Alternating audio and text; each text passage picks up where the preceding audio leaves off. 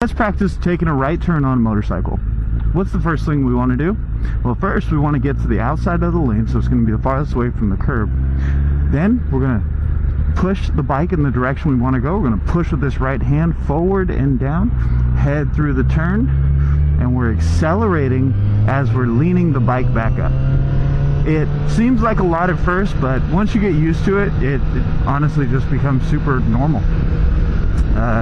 Right turns, they seem a little scary because they're more on that inside position as opposed to like a left turn.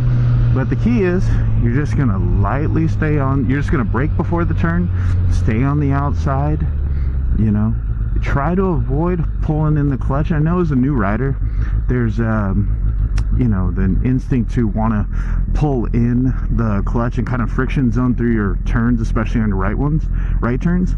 But try to just get comfortable with the idea of just rolling off the throttle, or in your braking before the turn, and then gradually accelerating as you come out of the turn. If you do that, you're going to feel a lot more comfortable through your turns. But as always, when you're just learning in the beginning, it's okay to kind of just take things slow and just do it at a more moderate pace. And so in the beginning, friction zone's fine, but where you can, start trying to practice, get in a parking lot maybe, and get going from there.